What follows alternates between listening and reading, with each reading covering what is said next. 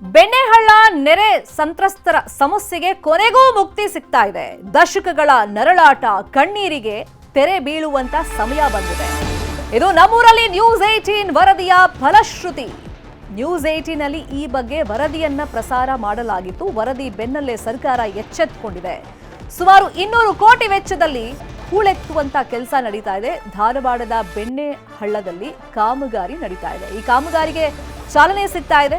ನಾಳೆ ಸಿಎಂ ಚಾಲನೆ ಕೊಡ್ತಾರೆ. ದಶಕಗಳ ಸಮಸ್ಯೆಗೆ ಒಂದೇ ವಾರದಲ್ಲಿ ಮುಕ್ತಿ ಸಿಗ್ತಾ ಇದೆ. ಧಾರವಾಡ, ಹಾವೇರಿ, ಗದಗ ಜಿಲ್ಲೆಯಲ್ಲಿ ಈ ಹಳ್ಳ ಹರ್ಕೊಂಡು ಹೋಗುತ್ತೆ. 141 ಕಿಲೋಮೀಟರ್ ವಿಸ್ತೀರ್ಣ ಹೊಂದಿದೆ ಬೆಣ್ಣೆಹಳ್ಳ. ಮಳೆಗಾಲದಲ್ಲಿ ಪ್ರವಾಹ ಬರ್ತಾ ಇದೆ. ಕಾರಣ ಅಲ್ಲಿ ಹೂಳಿತ್ತು. ಹಲವು ಗ್ರಾಮಗಳಿಗೆ ಮಳೆಗಾಲ ಸಂದರ್ಭದಲ್ಲಿ ಸಂಕಷ್ಟ ಆಗ್ತಾ ಇತ್ತು. ಈ ಕುರಿತಂತೆ ಕಳೆದ ಜೂನ್ 21ನೇ ತಾರೀಕು ನಮ್ಮೂರಲ್ಲಿ ನ್ಯೂಸ್ 18 ಕಾರ್ಯಕ್ರಮದಲ್ಲಿ ನಾವು ವಿಸ್ತೃತವಾಗಿ ವರದಿಯನ್ನ ಪ್ರಸಾರ ಮಾಡಿದ್ವಿ. ವಿಸ್ತೃತ ವರದಿ ಪ್ರಸಾರವಾದಂತ ಬೆನ್ನಲ್ಲೇ ಹೂಳೆತ್ತುವಂತ ಒಂದು ಭರವಸೆಯನ್ನ ಶಾಸಕ ಕೋನರೆಡ್ಡಿ ಕೊಟ್ಟಿದ್ರು. ಈಗ ಹೂಳೆತ್ತುವಂತ ಕಾಮಗಾರಿ ಇನ್ನೇನು ಶುರು ಆಗ್ತಿದೆ. ಈ ಸಂದರ್ಭದಲ್ಲಿ ನ್ಯೂಸ್ 18ಗೆ ಬೆಣ್ಣೆಹಳ್ಳ ಸಂತ್ರಸ್ತರು ಧನ್ಯವಾದವನ್ನು ತಿಳಿಸಿದ್ದಾರೆ.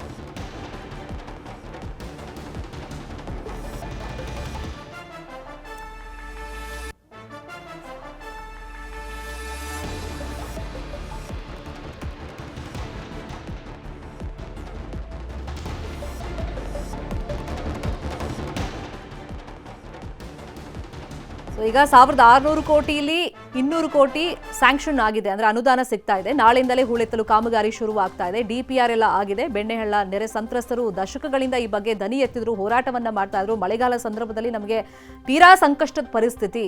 ಸೊ ಹಾಗಾಗಿ ಇದು ಹೂಳೆತ್ತುವಂತ ಕಾರ್ಯ ಮಾಡಬೇಕು ಅಂತ ಹೇಳಿದ್ರು ಕೂಡ ಸರ್ಕಾರ ಅಥವಾ ಜನಪ್ರತಿನಿಧಿಗಳು ಈ ಬಗ್ಗೆ ಗಮನ ಹರಿಸಿರಲಿಲ್ಲ. ಆದರೆ ಕಳೆದ ಜೂನ್ನಲ್ಲಿ ನಾವು ವಿಸ್ತೃತವಾಗಿ ವರದಿ ಪ್ರಸಾರ ಮಾಡ್ತಾ ಇದ್ದಂಗೆ ಶಾಸಕರು ಕೂಡ ಈ ಬಗ್ಗೆ ಒಂದು ಭರವಸೆಯನ್ನ ಕೊಟ್ಟಿದ್ರು, ನಾನು ಇದ್ರ ಬಗ್ಗೆ ಗಮನ ಹರಿಸ್ತೀನಿ ಅಂತ. ಅದರಂತೆ ಕೊಟ್ಟ ಮಾತಿನಂತೆ ಕೋನರೆಡ್ಡಿ ಅವರು ನಡ್ಕೊಂಡಿದ್ದಾರೆ. ಈಗ ನಾಳೆ ಈ ಹೂಳೆತ್ತುವಂತ ಕಾಮಗಾರಿಗೆ ಸಿದ್ದರಾಮಯ್ಯ ಅವರೇ ಚಾಲನೆಯನ್ನ ಕೊಡ್ತಾ ಇದ್ದಾರೆ. ಇದು ನ್ಯೂಸ್ 18 ವರದಿಯ ಇಂಪ್ಯಾಕ್ಟ್. ನ್ಯೂಸ್ 18 ಚಾನಲ್ನವ್ರಿಗೆ ಧನ್ಯವಾದಗಳನ್ನ ಹೇಳ್ತೀನಿ. ಯಾಕಂತ ಹೇಳಿದ್ರೆ ತಾವು ಪ್ರತಿ ಸದ್ಯನೂ ಎಲ್ಲೇ ಪ್ರವಾಹ ಬಂದಾಗ ಬೆಣ್ಣೆಹಳ್ಳದ ಪ್ರತಿ ಸದ್ಯನೂ ಬಂದು ಇಲ್ಲೇ ಏನು ಆಗು ಹೋಗುಗಳಿಗೆ ಅನಾಹುತಗಳಾಗ್ತಿದ್ವು ಅದನ್ನೆಲ್ಲ ಸರಿಯಾಗಿ ಬಿತ್ತರಿಸಿದ್ರಿ. ಇಲ್ಲಿವರೆಗೂ 2-3 ವರ್ಷ 5 ವರ್ಷದಿಂದನೂ ಸರಿಯಾಗಿ ಬಿತ್ತರಿಸಿದಿಂದ ಇವತ್ತಿನ ದಿವಸ ಕರ್ನಾಟಕ ರಾಜ್ಯ ಸರ್ಕಾರ ಎಚ್ಚೆತ್ತುಕೊಂಡು ಇವತ್ತು 200 ಕೋಟಿ ರೂಪಾಯಿ ವೆಚ್ಚ 200 ಕೋಟಿ ರೂಪಾಯಿ ಅನುದಾನವನ್ನು ಹಾಕಿ ಇದೇ ರವಿವಾರ 8ನೇ ತಾರೀಕಿನಂದು ಮುಖ್ಯಮಂತ್ರಿ ಸಿದ್ದರಾಮಯ್ಯ ಸಾಹೇಬರು, ಉಪಮುಖ್ಯಮಂತ್ರಿ ಡಿ ಕೆ ಶಿವಕುಮಾರ್ ಸಾಹೇಬರು ನೇತೃತ್ವದೊಳಗೆ ಈ ಒಂದು ಬೆಣ್ಣೆಹಳ್ಳಕ್ಕೆ ಶಂಕುಸ್ಥಾಪನೆಯನ್ನು ಮಾಡೋಕ್ಕೆ ಬರ್ತಾ ಇದ್ದಾರೆ.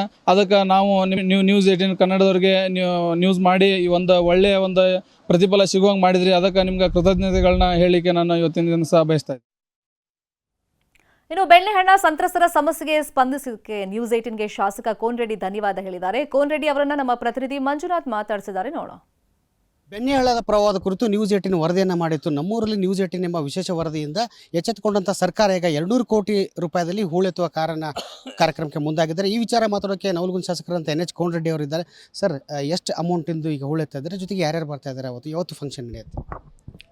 ನೋಡಿ, ನಮ್ಮ ನ್ಯೂಸ್ 18 ಒಂದು ಅಭಿಯಾನ ಮಾಡಿದರು. ಮಳೆ ಬಂದಂಥ ಸಂದರ್ಭದಲ್ಲಿ ಬೆಣ್ಣೆಹಳ್ಳ ಪ್ರತಿ ವರ್ಷ ಹೆಂಗೆ ಇರ್ತೈತೋ ಏನೋ ಅನ್ನುವಂಥ ಸುದ್ದಿಯನ್ನು ಬಿತ್ತರಿಸಿದ್ವಿ. ಇವತ್ತು ನಮ್ಮ ಮಾನ್ಯ ಮುಖ್ಯಮಂತ್ರಿ ಅಂತ ಸಿದ್ದರಾಮಯ್ಯ ಸಾಹೇಬರು, ಉಪಮುಖ್ಯಮಂತ್ರಿ ಅಂತ ಸನ್ಮಾನ್ಯ ಡಿ ಕೆ ಶಿವಕುಮಾರ್ ಸಾಹೇಬರು 200 ಕೋಟಿ ಕೊಡೋದ್ರ ಮೂಲಕ ಇವತ್ತು ಉತ್ತರ ಕರ್ನಾಟಕಕ್ಕೆ ಮಳೆ ಎಲ್ಲರಾಗೈತೆ ಅಂದ್ರೆ ಪ್ರವಾಹ ಬಂತು ಅಂತ ತಿಳ್ಕೊಂಡ್ಬಿಡ್ತಿದ್ರು. ರೈತರು ಬೆಳೆದಂಥ ಬೆಳೆ ಅವ್ರ ಕೈಗೂ ಬರ್ತಿದ್ದಿಲ್ಲ. ಅಂಥ ಪರಿಸ್ಥಿತಿ ಮತ್ತು ಗ್ರಾಮಗಳಲ್ಲಿ ಎಲ್ಲ ಕಡೆ ನೀರು ಹೋಗಿ ದೊಡ್ಡ ಅಪಾರ ಪ್ರಮಾಣದಲ್ಲಿ ಹಾನಿ ಆಗ್ತಿತ್ತು. ಈಗ ನಮ್ಗೆ ಡೋಣಿ ಹಳ್ಳ ಅಂತ ಗುಲ್ಬರ್ಗ ಕಡೆ ಕೇಳ್ತಿದ್ವಿ. ಹಂಗೆ ಇದು ನಮ್ಮ ಬೆಣ್ಣೆಹಳ್ಳ ದೊಡ್ಡ ಸುದ್ದಿಯನ್ನು ಮಾಡ್ತಿತ್ತು. ಇದು 4 ಜಿಲ್ಲೆ, ಹಾವೇರಿ ಜಿಲ್ಲೆಯ ದುಣಸಿ ತಾಲೂಕಿನಲ್ಲಿ ಹುಟ್ಟಿ ಹುಬ್ಬಳ್ಳಿ ತಾಲೂಕು, ನವಲಗುಂದ ತಾಲೂಕು, ನರಗುಂದ ತಾಲೂಕು, ರೋಣ ತಾಲೂಕಿಗೆ ಮುಟ್ತಕ್ಕಂಥ ಈ ಯೋಜನೆ 141 ಕಿಲೋಮೀಟ್ರ್.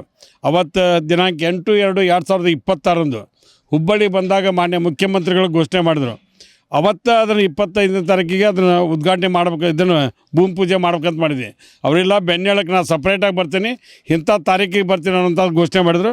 ಮಾನ್ಯ ಮುಖ್ಯಮಂತ್ರಿ ಸನ್ಮಾನ್ಯ ಸಿದ್ದರಾಮಯ್ಯನವರು, ಉಪಮುಖ್ಯಮಂತ್ರಿ ಸನ್ಮಾನ್ಯ ಡಿ ಕೆ ಶಿವಕುಮಾರ್ ಸಾಹೇಬರು ಮತ್ತು ಕಾನೂನು ಸಚಿವರಂಥ ಸನ್ಮಾನ್ಯ HK ಪಾಟೀಲ್ ಸಾಹೇಬರು, ಶಿವಾನಂದ ಪಾಟೀಲ್ರು, ಹಿಂಗೆ ಸತೀಶ್ ಜಾರಕಿಹೊಳಿ ಸಾಹೇಬರು, ಹಿಂಗೆ ಸಾಕಷ್ಟು ಒಂದು 10-12 ಜನ ಮಂತ್ರಿಗಳು ಬರತ್ತಾರೆ. ಪ್ರಿಯಾಂಕಾ ಖರ್ಗೆ ಸಾಹೇಬ್ ಸೇರಿದಂಗೆ ಅವರೆಲ್ಲರೂ ಕೂಡ ಇವತ್ತು ಉತ್ತರ ಕರ್ನಾಟಕದ ಪ್ರಮುಖವಾದಂಥ ಸಮಸ್ಯೆಗೆ ಒಂದು ಜನರಿಗೆ ಸಮಾಧಾನ ಮಾಡ್ತಕ್ಕಂಥ ವ್ಯವಸ್ಥೆ ಮಾಡಿದ್ರೆ ಇದಕ್ಕೆ 1,610 ಕೋಟಿ ಬೇಕು.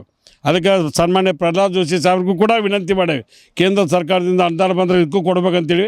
ಅವರು ಕೂಡ ಅವತ್ತು ಬರಾಕತ್ತಾರೆ. ನಮ್ಮ ಎಲ್ಲ ಶಾಸಕರು, ಸಚಿವರು ಎಲ್ಲರೂ ಕೂಡಿ ಭಾಗವಹಿಸುವಂಥ ಒಂದು ದೊಡ್ಡ ಕಾರ್ಯಕ್ರಮ. ಈ ಕಾರ್ಯಕ್ರಮ ಅದು ನವಲಗುಂದ ವಿಧಾನಸಭಾ ಕ್ಷೇತ್ರದ ಹುಬ್ಬಳ್ಳಿ ತಾಲೂಕಿನ ಸಿರುಗುಪ್ಪಿಯಲ್ಲಿ ನಡೀತಾ ಇದೆ. ನನ್ನ ಜನರ ಆಶೀರ್ವಾದ ಮಾಡಿ ಕಳಿಸಿದ್ರು. ಇದರಿಂದ ಇವತ್ತೇನು ನೀವು ಅಭಿಯಾನ ಮಾಡಿ ಒಳ್ಳ ನನ್ನ ಗಮನ ತೆರೀತಿದ್ದೆ. ಅದಕ್ಕೆ ನೀವು ಅಭಿಯಾನ ಮಾಡಿ ಇವತ್ತು ಜನರಿಗೆ ಏನಾದರೂ ಮೆಸೇಜ್ ಮುಟ್ಟಿದ್ರಲ್ಲ, ಆ ಮೆಸೇಜ್ಗೆ ಉತ್ತರ ಅಂದರೆ ಇವತ್ತು ಕಾಮಗಾರಿ ಪ್ರಾರಂಭ ಮಾಡೋದ್ರ ಮೂಲಕ 200 ಕೋಟಿ ರೂಪಾಯಿ ವೆಚ್ಚ ಮಾಡ್ತಕ್ಕಂಥ ಕಾರ್ಯಕ್ರಮವನ್ನು ಮಾಡೀವಿ. ಇನ್ನೂ ಹೆಚ್ಚಿನ ಕೆಲಸವನ್ನು ಮಾಡ್ತಕ್ಕಂಥ ಪ್ರಯತ್ನವನ್ನು ಮಾಡ್ತೀವಿ.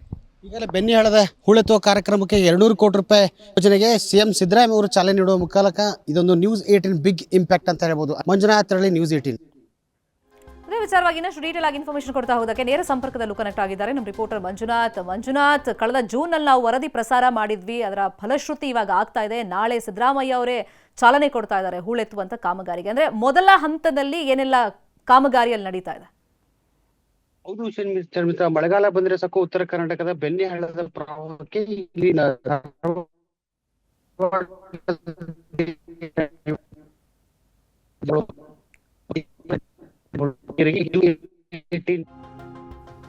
ಫೈನ್, ನಿಮ್ಮ ಆಡಿಯೋ ಕರೆಕ್ಟ್ ಆಗಿ ಕೇಳಿಸ್ತಾ ಇಲ್ಲ ಮಂಜುನಾಥ್. ಬೆಣ್ಣೆಹಳ್ಳ ಕಣ್ಣೀರಿಗೆ ಕೊನೆಗೂ ಮುಕ್ತಿ ಸಿಗುವಂತ ಸಮಯ ಬಂದಿದೆ. ಯಾಕಂದ್ರೆ ಹೂಳು ತುಂಬ್ಕೊಂಡ್ಬಿಟ್ಟಿತ್ತು. ಸಾಕಷ್ಟು ವರ್ಷಗಳಿಂದ ಈ ಹೂಳನ್ನ ತೆಗೆಸಿ ಮಳೆಗಾಲ ಸಂದರ್ಭದಲ್ಲಿ ನಮಗೆ ತುಂಬಾ ಇದರಿಂದ ಕಷ್ಟ ಆಗ್ತಾ ಇದೆ, ಹಾನಿ ಆಗ್ತಾ ಇದೆ ಅಂತ ಹೇಳಿ ಜನ ಕೇಳ್ಕೊಂಡ್ರೂ ಕೂಡ ಈ ಸಮಸ್ಯೆಗೆ ಮುಕ್ತಿ ಸಿಗುವಂತ ಕೆಲಸ ಆಗಿರಲಿಲ್ಲ. ಫೈನಲಿ ಈ ಬಗ್ಗೆ ನಾವು ವರದಿಯನ್ನ ಪ್ರಸಾರ ಮಾಡಿದ ಮೇಲೆ ಸರ್ಕಾರ ಎಚ್ಚೆತ್ತುಕೊಂಡಿದೆ. ಶಾಸಕರು ಅವತ್ತು ಭರವಸೆಯನ್ನ ಕೊಟ್ಟಿದ್ರು, ಆ ಭರವಸೆಯಂತೆ ನಡ್ಕೊಂಡಿದ್ದಾರೆ.